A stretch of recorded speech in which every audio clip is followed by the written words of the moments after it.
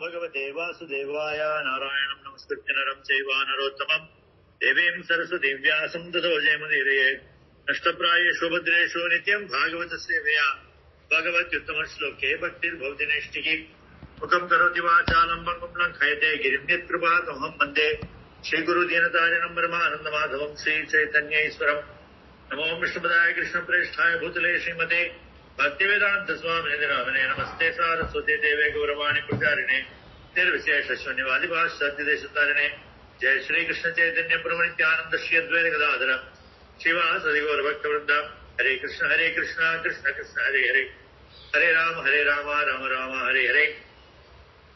இன்னைக்கு நம்ம படிக்கிற ஸ்லோகம் 7வது ஸ்கந்தம் 5வது அத்தியாயத்துல 32வது ஸ்லோகம். நைஷாம் மதிஸ்தாவதுருக்ரமாங்கிரிம் ஸ்பர்ஷத்யனர்த்தாபகமோ யதர்த்தः மஹீயசாம் பாதரஜோபிஷேகம் நிஷ்கிஞ்சனானாம் ந வ்ருணீத யாவத். நைஷாம் மதிஸ்தாவதுருக்ரமாங்கிரிம் ஸ்பர்ஷத்யனர்த்தாபகமோ யதர்த்தः மஹீயசாம் பாதரஜோபிஷேகம் நிஷ்கிஞ்சனானாம் ந வ்ருணீத யாவத். நீங்க படிக்கலாம். ஹரே கிருஷ்ணா. ஹரே கிருஷ்ணா. நான் சொல்றேன் பிரபு. நைஷாம் மத்தியஸ்தாவதுருக்ரமாங்கிரிம் ஸ்பர்ஷத்யனர்த்தாபகமோ யதர்த்தः மஹீயசாம் பாதரஜோபிஷேகம் நிஷ்கிஞ்சனானாம் ந வ்ருணீத யாவத். ஹரே கிருஷ்ணா. வேற யாராவது சொல்றீங்களா? ஹரே கிருஷ்ணா. சொல்லுங்க மாதாஜி. ஓம் நமோ பகவதே வாசுதேவாய. ஓம் நமோ பகவதே வாசுதேவாய. ஓம் நமோ பகவதே வாசுதேவாய. காண்டம் 7 அத்தியாயம் 5 பரம் 10. நைஷாமதஸ்தாவதுருக்ராமகிம் பிரசத்யனர்த்தாபகமோயத்தக மகீயசாம் பாதரஜோபிஷேகம் நிஷ்கிஞ்சனானாம் ந வ்ருணீத யாவத். ஹரே கிருஷ்ணா. தப்பு இருக்கா? சரியா?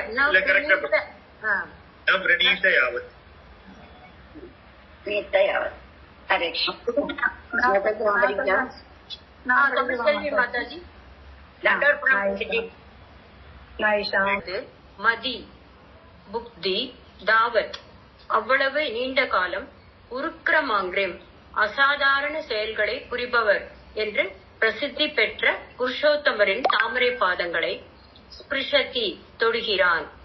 அனர்த்த வேண்டாத விஷயங்களின் அபகம மறைவு யத் எதன் அர்த்த லட்சியம் மகீயசாம் மகாத்மாக்களான பக்தர்களின் பாதரஜோ பாத கமலங்களின் புழுதியால் அபிஷேகம் நிஷ்கிஞ்சனானாம் இந்த ஜட உலகம் உடன் எந்த பற்றும் இல்லாத பக்தர்களின் ந இல்லை விருணித ஒப்புக்கொள்பவர் யாவத் அதுவரை. மொழிபெயர்ப்பு வழங்கிய ஸ்ரீலா பிரபுபாத் கி ஜெய். பௌதிக களங்கத்தில் இருந்து முற்றிலும் விடுபட்டுள்ள ஒரு வைஷ்ணவருடைய தாமரை பாதங்களின் புழுதியை தங்கள் உடல்களில் மேல் பூசிக்கொண்டால் அல்லாது பௌதிக வாழ்வில் அதிக நாட்டம் கொண்டுள்ளவர்களால் தமது அசாதாரணமான செயல்களுக்காக புகழப்படுபவரான பகவானின் தாமரை பாதங்களை பற்று கொண்டுள்ளவர்கள் ஆக முடியாது. கிருஷ்ண உணர்வினராகி அவரது தாமரை பாதங்களில் இவ்வாறு சரணடைவதால் மட்டுமே ஒருவனால் பௌதிக களங்கத்திலிருந்து விடுபட முடியும். ஹரே கிருஷ்ணா.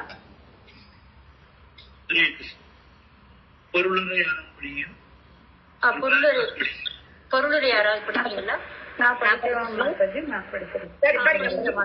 தமிழ் செல்வி மாதாஜி. பொருளுரை வழங்கிய ஸ்ரீ பக்திவேதாந்த சுவாமி ஸ்ரீல பிரபுபாத்க்கு ஜெய். கிருஷ்ண உணர்வை ஏற்றுக்கொள்வதால் ஒருவனது எல்லா அனர்த்தங்களும் மறைந்து விடுகின்றன. அனர்த்த அபகம தேவையற்ற துன்ப சூழ்நிலைகளுக்கு இந்த ஜட உடலே காரணம். தேவையற்ற இத்துன்பங்களில் இருந்து ஒருவனை விடுவிப்பதற்காகவே வேத கலாச்சாரம் உள்ளது. ஆனால் இயற்கை சட்டங்களால் கட்டுப்படுத்தப்பட்டுள்ளவர்கள் வாழ்வின் குறிக்கோளை அறியவில்லை. ஈஷ தந்திரியாம் உரு தாம்னி பக்தா என்று முந்தைய ஸ்லோகத்தில் விவரிக்கப்பட்டுள்ளது போல் அவர்கள் ஜட இயற்கையின் 3 உறுதியான குணங்களால் பந்தப்பட்டுள்ளனர். பந்தப்பட்ட ஆத்மாக்களை பிறவிதோறும் பந்தப்பட்ட நிலையிலேயே வைத்துள்ள கல்வி பௌதிக கல்வி என்று அழைக்கப்படுகிறது. இந்த பௌதிக கல்வி மாயையின் ஆதிக்கத்தை அதிகரிக்கிறது என்று சீல பக்தி வினோத தாக்கூரார் விளக்கியுள்ளார். இத்தகைய ஒரு கல்வி பந்தப்பட்ட ஆத்மாவை பௌதிக வாழ்வில் இன்னும் அதிக கவர்ச்சி கொள்ளும்படி தூண்டுகிறது. மேலும் அது தேவையற்ற துன்பங்களில் இருந்து விடுபட முடியாதபடி ஒருவனை முக்தி வழியில் இருந்து மேலும் மேலும் விலகி போக செய்கிறது. நன்கு நானே வாசிக்கவா வேற யாரும் வாசிக்கட்டும்னா வாசிக்கட்டும் மாதாஜி. பிரபு கண்டினியூ பண்ணலாமா இல்ல ஃபுல்லா படிச்சிருங்க. நன்கு கற்றவர்கள் ஏன் கிருஷ்ண பக்தியை ஏற்றுக்கொள்வதில்லை என்று ஒருவன் கேட்கக்கூடும். அதற்கான காரணம் இந்த ஸ்லோகத்தில் விவரிக்கப்பட்டுள்ளது. ஒருவன் முழு கிருஷ்ண உணர்வுடைய உண்மையான ஒரு ஆன்மீக குருவிடம் சரணடைந்தால் ஒழிய கிருஷ்ணரை புரிந்து கொள்ள அவனுக்கு வேறு வாய்ப்பே இல்லை. கோடிக்கணக்கான மக்களால் பூஜிக்கப்படும் அரசியல் தலைவர்களாலும் போதகர்களாலும் பண்டிதர்களாலும் வாழ்வின் லட்சியத்தை புரிந்து கொள்ளவோ கிருஷ்ண உணர்வை ஏற்றுக்கொள்ளவும் முடியாது. அவர்கள் உண்மையான ஆன்மீக குருவையும் வேதங்களையும் ஏற்றுக்கொள்ளாததே இதற்கு காரணம். எனவே முண்டக உபனிஷத்தில் பின்வருமாறு கூறப்பட்டுள்ளது: நாயம் ஆத்மா பிரவச்சனேன லப்யோ ந மேத்யா ந பஹீனா ஸ்ருதேன. அதுக்கு மேல இதுவே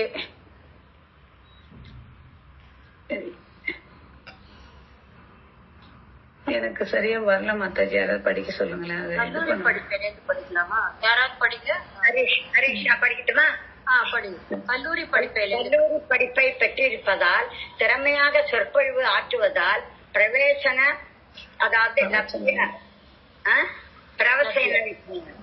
பிரவசனேன லப்ய அல்லது பல அற்புத பொருட்களை கண்டுபிடிக்கும் மதிநுட்பம் உள்ள ஒரு விஞ்ஞானியாக இருப்பதால் மட்டுமே ஒருவனால் தன்னை அறிய முடியாது. ஒரு கிருஷ்ணரின் அனுகிரகத்தை பெறாத ஒருவனால் அவரை அறிய முடியாது.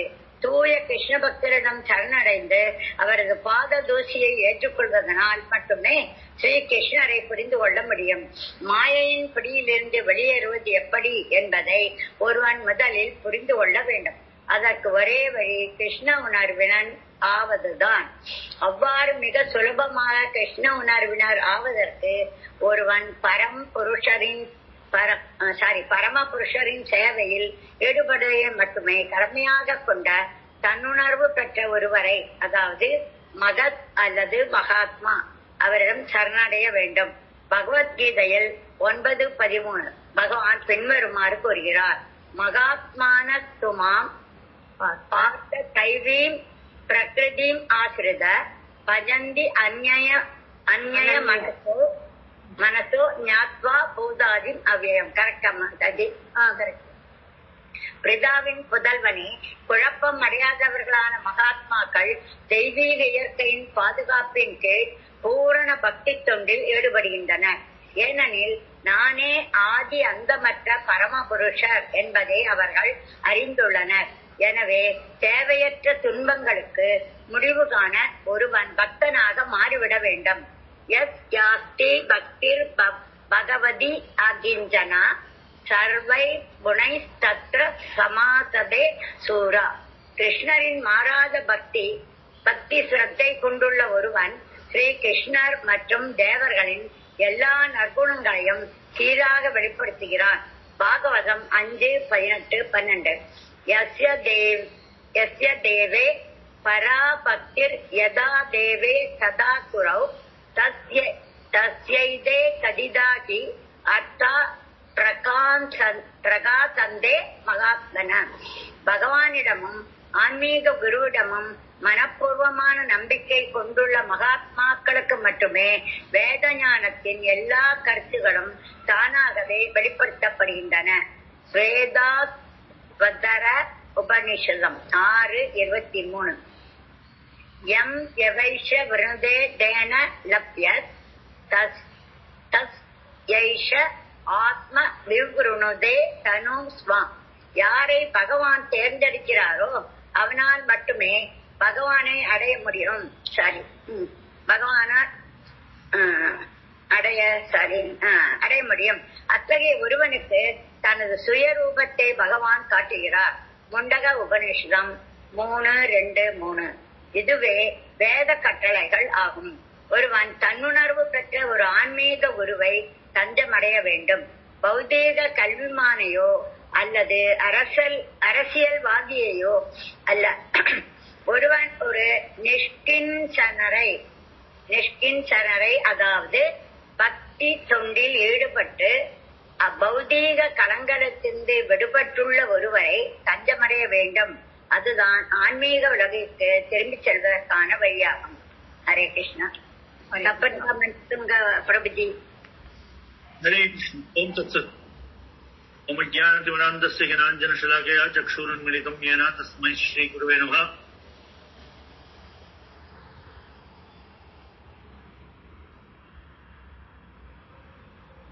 नैषां मतिस्तावदुरुक्रमाङ्घ्रिं स्पर्शत्यनर्थापगमो यदर्थः महीयसां पादरजोभिषेकं निष्किञ्चनानां न वृणीत यावत्. இது வந்து பிரகலாதருடைய அவர் தொடர்ந்து பேசுறார். நம்ம போன வாரம் படிச்ச ஸ்லோகத்துக்கு அடுத்த ஸ்லோகம் தான் இந்த 32வது ஸ்லோகம். இதுல வந்து இந்த பக்தி யாருக்கு கிடைக்கும் யாருக்கு கிடைக்காது அந்த மாதிரி இருக்கிற விஷயங்களை வந்து பிரகலாதர் சொல்லும் போது இந்த ஸ்லோகத்துல ரொம்ப கிளியரா அவர் சொல்றார். என்ன சொல்றாரு அப்படின்னா, எப்படி நமக்கு வந்து இந்த ஜட உலக வந்து விட்டுட்டு எப்படி ஆன்மீக உலகு, அதாவது எப்படி வைகுண்டம் போகலாம் அப்படிங்கிறதுக்கான வழியை வந்து இந்த ஸ்லோகத்துல சொல்றார் பிரகலாதர். அது மட்டும் இல்லாம எப்படி வந்து இந்த ஜட உலகை சார்ந்த நமக்கு தேவையில்லாத அனர்த்தங்கள் அப்படிங்கிறதுலாம் நமக்கு இருக்கிறத வந்து எப்படி நம்மளால வந்து அந்த அனர்த்தங்கள்ல இருந்து விடுபட்டு வர முடியும் அப்படிங்கறத பத்தி இந்த ஸ்லோகத்துல பிரகலாதர் வந்து எடுத்து. அது மட்டும் இல்லாம எப்படி நம்ம வந்து, அதாவது நம்ம எப்பவுமே என்ன நினைச்சுப்போம் அப்படின்னா, நம்ம முழுசா தூய்மை அடைந்ததுக்கு பிறகுதான் நம்மளால வந்து பக்தி செய்ய முடியும் அப்படிங்கிற ஒரு தப்பான ஒரு எண்ணம் நமக்கு எல்லாருக்குமே உண்டு. இந்த ஸ்லோகம் மூலமா பிரகலாதர் என்ன சொல்றாங்கன்னா, இந்த பக்தி தொண்டை செய்ய செய்யத்தான் வந்து இந்த தூய்மை, அதாவது இருக்கக்கூடிய தேவையில்லாதவை எல்லாம் வந்து நம்மளை விட்டு போகிறதே வந்து இந்த பக்தி தொண்டை வந்து நம்ம பரிசீலிக்கும் போதுதான் வந்து இந்த தூய்மையை நம்மளால அடைய முடியும் அப்படிங்கிற வழியையும் வந்து இந்த ஸ்லோகத்துல சொல்றாரு. அதனால இந்த ஸ்லோகம் ஆனது ரொம்பவே நமக்கு முக்கியமான ஒரு ஸ்லோகம். இப்ப என்ன சொல்றாரு அப்படின்னா, நைஷா மதிஸ்தாவது உருக்கிரமாங்கிற, அதாவது உருக்கிரமா அப்படிங்கிற பகவானுடைய பேரு. உருக்கிரமா அப்படின்னா வந்து நம்மளால நினைச்சு கூட பார்க்க முடியாத அளவுக்கு பெரிசான விஷயங்களை செய்யக்கூடியவர் அப்படிங்கிறது உருக்கிரமா அப்படிங்கிற பதத்தினுடைய பொருள். அப்ப உருக்கிரமாங்கை, அதாவது அப்படி இருக்கக்கூடிய பகவானுடைய பாத பத்மங்களை, அது எப்படி அப்படின்னா நம்மளுடைய மதி, அதாவது நம்முடைய கான்சியஸ்னஸ், நம்முடைய உணர்வு அந்த பகவானை சரணடையக்கூடிய நிலையில இருக்கணும்னால் நம்ம என்ன பண்ணணும்? ஸ்பிருஷத் அனர்த்தா பகமோ யதர்த்தா, அதாவது நமக்கு இருக்க அனர்த்தங்கள், அதாவது நமக்குள்ள இருக்கக்கூடிய நமக்கு தேவையில்லாத விஷயங்களை அபகம அப்படின்னா அது இல்லாம ஆகிறதுக்கு, அப்புறம் எது அர்த்தம், அதாவது எது நம்ம இந்த வாழ்க்கையினுடைய லட்சியமா எது இருக்கோ அதை தெரிஞ்சுக்கிறதுக்கு நம்ம என்ன வேணும்? மகீயசாம் பாதரஜோபிஷேகம், அதாவது மகாத்மாக்களா இருக்கக்கூடியவர்களுடைய பாததூளியை நம் சிரசில் அணிந்தோம் என்றால் அப்பொழுதுதான் இந்த தூய்மை அப்படிங்கிறது நமக்கு வரும். நிஷ்கிஞ்சனானாம் நம்ரணியதையாவன், அதாவது எப்படி இருக்கக்கூடிய மகாத்மா அப்படின்னா நிஷ்கிஞ்சனா அப்படிங்கிற வார்த்தையை வந்து பிரகலாதர் உபயோகப்படும். நிஷ்கிஞ்சனா அப்படின்னாலே அந்த வார்த்தைக்கு என்ன பொருள் அப்படின்னா, இந்த ஜட உலகில வந்து எந்த விதமான பந்தத்தையும் வச்சுக்காத ஒருவரைத்தான் வந்து நிஷ்கிஞ்சனா அப்படின்னு நம்ம சொல்றோம். அதாவது இந்த ஜட உலகை சார்ந்த எந்த பந்தமுமே எனக்கு வேண்டாம்னு யாரு இருக்காங்களோ, எனக்கு பகவான் மட்டுமே போரும்னு யாரு இருக்காங்க, பந்தத்தை வேண்டாம்னு வச்சோங்கிறதுனால மட்டுமே நம்ம நிஷ்கிஞ்சனா ஆயிட முடியாது.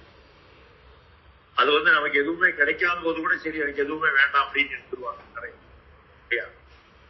எதுவுமே இல்லாத ஒருத்தன், குடும்பம் இல்ல, அப்பா அம்மா இல்ல, ஆனா அதெல்லாம் ஒருத்தன் இருக்கான்னு வச்சுக்கோங்களேன், அவனுக்கு யாருமே அவனுக்கு நட்பும் கிடையாது, யாரு கூட அவனுக்கு பந்தமும் கிடையாது, அவன் நிஷ்கிஞ்சனன்னு நம்மளால சொல்ல முடியாது. இந்த ஜட உலகில் இருக்கிறது எதுவுமே எனக்கு தேவையில்லாதது அப்படின்னு தெரிஞ்சுட்டு எனக்கு தேவையான அர்த்தம் அப்படிங்கிறது பகவான் மட்டுமே. முன்னாடி ஸ்லோகத்துல பார்த்துட்டோம் எப்படி விஷ்ணுதான் எனக்கு லட்சியம் அப்படின்னு தெரியாதவன் மூடன் அப்படின்னு சொல்றாங்க.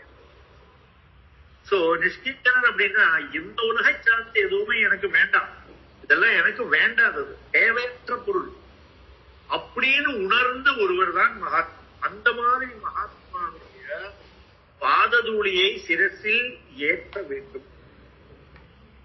அத அது நம்ம உடல்ல பட்டாதான், அந்த பாத தூளி நம்ம சிரசுல விழுந்தாதான் நமக்கு இந்த அனர்த்தங்கள் நம்மளை விட்டு போகும்.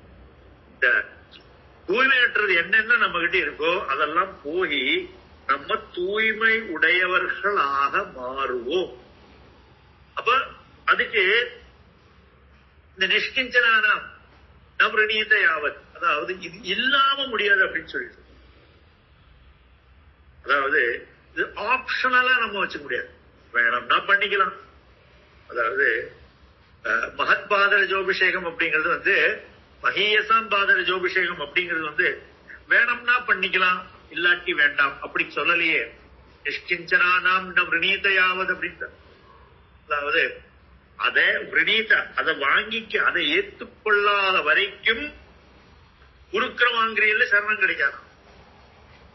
அதாவது பகவானுடைய பாதங்களிலே சரணடைய வேண்டும் என்றால் அது நமக்கு தேவை, இதுதான் எனக்கு வேணும் அப்படின்னு பகவான் பாதங்கள்ல நான் சரணடையணும் அப்படின்னா இந்த மகீயசாம் பாதர ஜோபிஷேகம் தேவை. அது இல்லைன்னா இது வராது அப்படிங்கிறது. இது அதுக்கு ஒரு ப்ரீ கண்டிஷன் மாதிரி வந்துடும் இல்லையா? இது இருந்தா தான் அது வரும். அப்ப இந்த ஸ்லோகத்தினுடைய பொருள்ல மிக முக்கியமான விஷயம் என்னன்னா, அதைத்தான் பிரபுபாத பொருளுரை இல்லையா அவ்வளவு உதாரணங்களோட சொல்லியிருக்க. அதாவது எப்படி இருக்கக்கூடிய ஒரு ஆச்சாரியனை சரணடைய வேண்டும். முதல்ல பகவான சரணடைறதுக்கு முன்னாடி நம்ம ஒரு ஆச்சாரியனை சரணடையணுமா? ஏன்னா இதுக்கான காரணங்கள் ஆச்சாரியர்கள் என்ன சொல்றா அப்படின்னா, நேரடியா பகவானை சரணடையக்கூடிய தகுதி நமக்கு இல்லை. ரெண்டு, எப்படி சரணடையணும் அப்படிங்கறத பத்தின ஞானமும் நமக்கு இல்லை. தகுதியும் கிடையாது, அறிவும் கிடையாது. பகவானை நேரடியா சரணடையக்கூடிய தகுதியோ அறிவோ நமக்கு இல்லை. அப்போ நமக்கு நம்ம கண் முன்னால தெரியக்கூடிய ஒரு ஆச்சாரியனை தான் சரணடைய வேண்டும். அப்ப அந்த ஆச்சாரியன் நம்ம கத்துப்போம். எப்படி பகவான சரணடையும் அப்படிங்கிறது இந்த ஆச்சாரியன் கிட்ட சரணடைந்து, ஒரு ஆச்சாரியனை சரணடைந்து அவர்கிட்ட இருந்தா நம்ம கத்துக்கணும். அவர்கிட்ட இருந்தா நம்ம கத்துக்கணும். அவராலதான் நமக்கு காட்டி தர முடியும் எப்படி பகவானை சரணடையணும் அப்படின்றது. அப்படி நிஷ்கிஞ்சனான ஒரு ஆச்சாரியன் நமக்கு தேவை. இல்லாம ரொம்ப நல்லா பிரவச்சனம் பண்ணக்கூடிய ஒருத்தர், அல்லது நிறைய வேதம் படிச்சிருக்கக்கூடிய ஒருத்தர், இப்படி எல்லாம் நிறைய பேரை நம்ம பார்க்கலாம். ஆனா இவர்கள் எல்லாம் நமக்கு ஆச்சாரியர்களா ஆயிட முடியாது. ஆச்சாரியன் அப்படின்னா நிஷ்கிஞ்சனா இருக்க வேண்டும். அது ஆச்சாரியனுடைய குவாலிபிகேஷன். ஏன்னா நமக்கோ தகுதி இல்லை, நம்ம சரணடைகிற ஆளுக்கும் தகுதி இல்லைன்னா என்ன நம்ம நினைப்போம்? புரியுதா உங்களுக்கு? நமக்கோ தகுதி இல்லை, அறிவும் இல்லை, நம்ம சரணடையக்கூடிய ஆளுக்கும் தகுதியும் அறிவும் இல்லைன்னா என்ன நம்ம நினைப்போம்? இதே பிரகலாதன் இன்னொரு ஸ்லோகத்துல சொல்லிடுறாரு. அதாவது ஒரு குருடன் இன்னொரு குருடனுக்கு வழிகாட்டுற மாதிரி ஆயிடும் இல்லையா? அதனால நிஷ்கிஞ்சனானாம் நவரணீதையாவது, அதாவது நிஷ்கிஞ்சனான ஒரு பக்தன், பகவானை தெரிந்தவன்.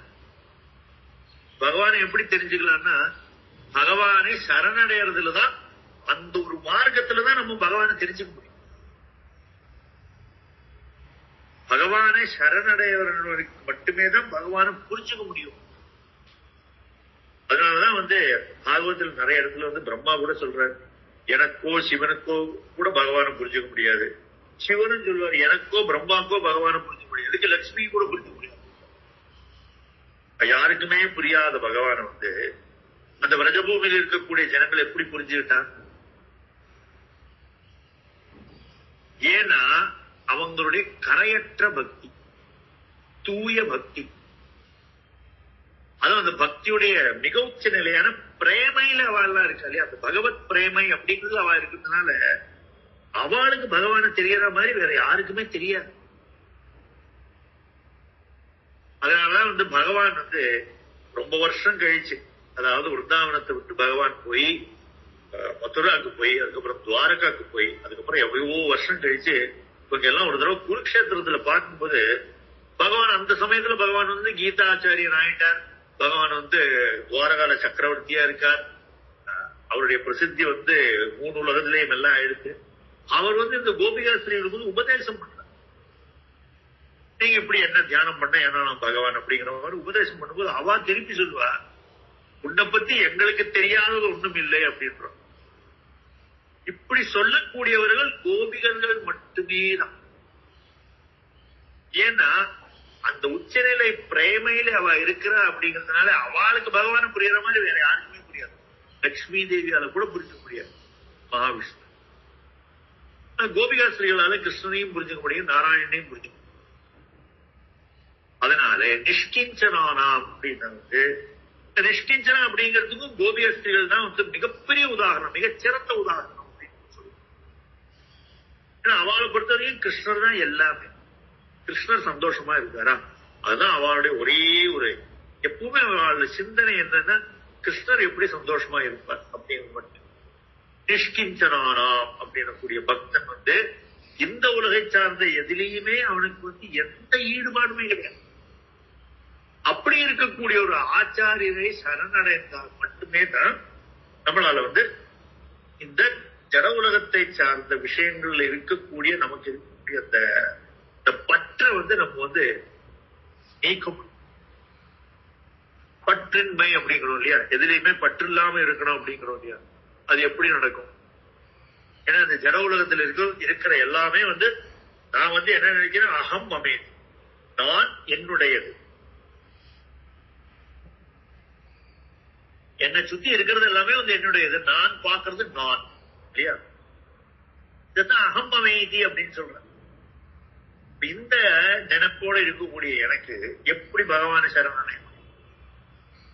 பிரபுபாத நீங்க பொருளுரையில சொல்றார், ரொம்ப படிச்சவன், அதாவது ஜட உலக ரீதியா ரொம்ப படிச்சவன்னா அவன் பகவான சரணடையவே மாட்டான்.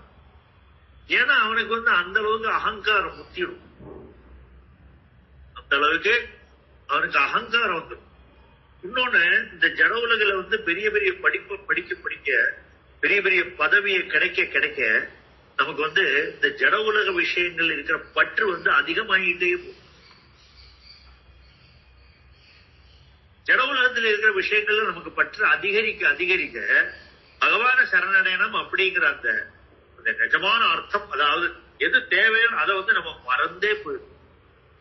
ஏன்னா மற்ற அனர்த்தத்துக்கு பின்னால ஓடி ஓடி ஓடி நமக்கு கேட்டதுக்கு பின்னாடி ஓடுறதுக்கு டைமே இல்லை. அதை பத்தி நினைக்கிறதுக்கு கூட நம்ம நேரம் இல்லாம போயிடும் இல்லையா. அதனால அப்படி இருக்கக்கூடியவனுக்கு சரணடைய முடியாது. பெருசு பெருசா வேதத்தை கத்துக்கிட்டு அதுல பெரிய பெரிய பிரவச்சனம் எல்லாம் பண்றோம். அது கூட இந்த பகவத் பக்தி அப்படிங்கிறதுல அவன் ஈடுபடலை அப்படின்னா இத படிச்சும் பிரயோஜனம் இல்லாம போயிடும். ஏன்னா எனக்கு வேதம் தெரியும் அப்படிங்கிற ஒரு அகங்காரம் வந்துருப்ப, நான் எல்லாம் அறிந்தவன் அப்படின்னு ஒரு அகங்காரம். அப்பவும் இந்த ஜட உலக பற்றில இருந்து நம்மளால வெளியே வரவே முடியாது. அதுவும் நமக்கு நம்மளை காக்காது, இதுவும் நம்மளை காக்காது. எது காக்கும் அப்படின்னா இந்த நிஷ்கிஞ்சனாகக்கூடிய ஒரு பக்தனுடைய அவனை சரணடைகிறதுல மட்டுமே தான். அதனாலதான் பிரபுபாதர் வந்து மகாத்மானஸ்து பார்த்தா தெய்வீ பிரகிருதி மாசிரிதாக பஜந்தி அனன்ய மனசோ ஞான்வா பூதாதிமவ்யயம். பஜந்தி அனன்ய மனசோ, அவளோட மனசுல வந்து பகவானை தவிர வேற எதுவுமே இருக்காது. அப்படி பஜிக்க கூடியவன் பஜந்தி, அப்படி பகவானை தியானம் பண்ணக்கூடியவன், பகவானுடைய நாமத்தை ஜபம் பண்ணக்கூடியவன், பகவானுடைய லீலைகளை சிரவணம் பண்ணக்கூடியவன், இவரைத்தான் மகாத்மா அப்படின்னு நம்மளால சொல்ல முடியும். ஏன்னா அவன் வந்து பகவானுடைய தெய்வீ பிரகிருதியை மட்டுமே சரணடைந்திருக்கிறார்கள். நம்ம எல்லாம் வந்து பகவானுடைய மகாமாயா பிரகிருதியை வந்து நம்ம சரணடைஞ்சிருக்கோம். அதாவது பகவானை மறக்கக்கூடிய தன்மை நமக்கு யாரு தருவாளோ அங்கதான் நம்ம போய் சரணடைஞ்சிருக்கோம். ஆனா மகாத்மா அந்த மாதிரி கிடையாது. ஏன்னா மகாத்மாவுக்கு தெரியுமா, ஞாத்வா பூதாதிம் அவ்யயம், அதாவது அழிவற்ற பூத ஆதிம், எல்லாத்துக்குமே வந்து ஆதியான நான் அப்படின்னு தெரிஞ்சுக்கிட்டு, அழிவற்றவனாகிய நான் அப்படின்னு என்ன தெரிஞ்சுக்கிட்டு, பஜந்தி அனன்ய மனசோ, மனசுல வேற எதுவுமே இல்லாம, மத்த எந்த விஷயமே மனசுல வராம எப்பவுமே பகவானை பஜிக்கக்கூடிய அந்த மாதிரி மகாத்மா. அது மட்டும் இல்லாம பக்தனான எப்படி ஆகலாம், பக்தனான எப்படி இருப்பான் அப்படிங்கறதையும் வந்து பிரபுபாதர் பொருளுரையில வந்து ஸ்ரீமத் பாகவதன் 5வது ஸ்கந்தத்துல வருது, 18வது அத்தியாயத்துல. எஸ்யாஸ்தி பக்திர் பகவத்ய கிச்சனா சர்வயர் குணைஸ்தத்ர சமாசத்தே சுராக. அதாவது ஒருவன் வந்து பகவானுடைய அகிஞ்சன பக்தனா ஆயிட்டான்னா, அகிஞ்சனா ஜட உலக ரீதியா எதுவுமே இல்லாதவன் தான் அகிஞ்சனன் அப்படின்னு சொல்லுவாங்க. ஆனா நான் முதல்ல சொன்ன மாதிரி எதுவுமே இல்லாதவன் எல்லாமே அகிஞ்சனன் கிடையாது. எல்லாமே இருந்து இது எதுவும் என்னுடையது இல்லை அப்படிங்கிற பூர்ணமான அறிவோட எவன் இருக்கானோ அவன் தான் அகிஞ்சனன். ஒருத்தனுக்கு நிஜமாவே எதுவுமே இல்லைன்னு வச்சுக்கோங்களேன், அதனால மட்டும் அவன் அகிஞ்சனன் ஆயிட மாட்டான். ஏன்னா ஒண்ணுமே இல்லை அப்படிங்கறத பத்தி அவன் கவலைப்பட்டு ஏதாவது கிடைக்குமான்னு அப்படி ஆசைப்பட்டுட்டே இருப்பான். அதனால அவன் அகிஞ்சனன் கிடையாது. அகிஞ்சனன் அப்படின்னா வந்து எதுவுமே என்னுடையது இல்லை, அது உண்மைதானே. இந்த உடல் கூட நம்மளுதே கிடையாது. ஏதோ இந்த பஞ்சபூதத்தால ஒரு உடல் நமக்கு வந்து பிரகிருதி கொடுத்திருக்கிறது, அதுக்குள்ள நம்ம வந்து வாடகைக்கு மாதிரி வாழ்ந்துட்டு இருக்கு. அதுவே என்னது இல்லை அப்படிங்கும் போது இந்த சுத்தி இருக்கிறதெல்லாம் என்னது எப்படி ஆகும்? அந்த அறிவு இருக்கக்கூடியவன் தான் அகிஞ்சனன். இல்லாம அகிஞ்சனன்னா வந்து கிழிஞ்ச துணி உடுத்திக்கிட்டவன் எல்லாம் அகிஞ்சனன் கிடையாது. இல்ல நம்ம போய் துணியை கிழிச்சு உடுத்திட்டதுனால நம்ம அகிஞ்சனன் ஆயிடுப்போம். இது எதுவுமே என்னுடையது இல்லை அப்படிங்கிறது அந்த உணர்வு எனக்கு எப்ப பரிபூர்ணமா இருக்கோ அகிஞ்சனா. அப்படி இருக்கக்கூடியவனுக்கு வந்து சர்வேர் குணஸ்தத்ர சமாசத்தே சுரா, அதாவது அவனுக்கு வந்து ஒரு சுரன், ஒரு தேவனுக்கு என்னென்ன நற்குணங்கள் இருக்கோ அதெல்லாமே அவன்ல வந்து பார்க்கலாம் அப்படிங்கிறது ஸ்ரீமத் பாகவதம். தொடர்ந்து பிரபுபாதர் வந்து உபனிஷத் வாக்கியமும் ஒன்னு எடுத்து சொல்ற. எதுக்கு சொல்றாருன்னா, உபனிஷத்துலயும் இது சொல்லி இருக்கு அப்படின்னு நமக்கு தெரிய வைக்கணும். பார்த்தல எஸ்ய தேவே பரா பக்தி யதா தேவே ததா குரு தஸ்யேதே கதிதாஹ்யர்த்தः பிரகாசந்தே மகாத்மனः. யார் ஒருவனுக்கு பகவான் மேலையும் ஆச்சாரியன் மேலையும் குரு மேல, குரு அதாவது ஆச்சாரியன், எவர் ஒருவனுக்கு பகவான் மேலையும் ஆச்சாரியன் மேலையும் பூர்ணமான நம்பிக்கை இருக்கோ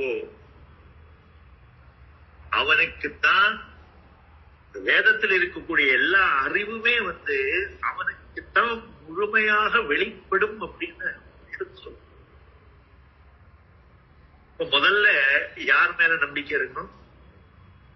குரு ஆச்சாரியன் மேல நம்பிக்கை இருக்கும்.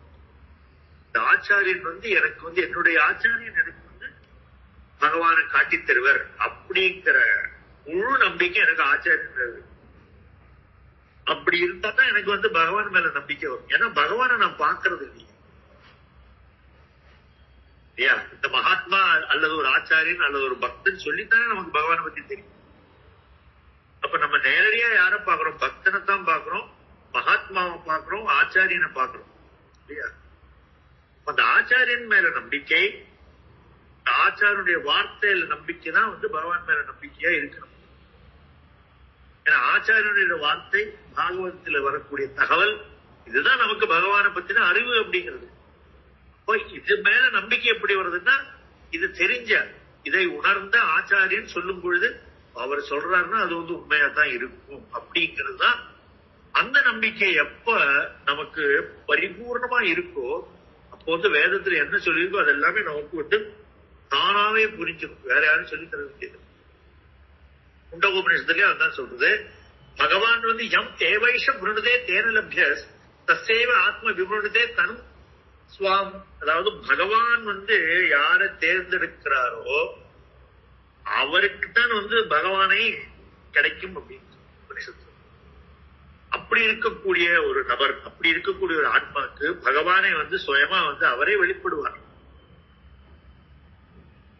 இது எல்லாமே பகவானுடைய கருணையை நாடித்தான் ஜீவாத்மா எப்பவுமே இருக்க வேண்டும்.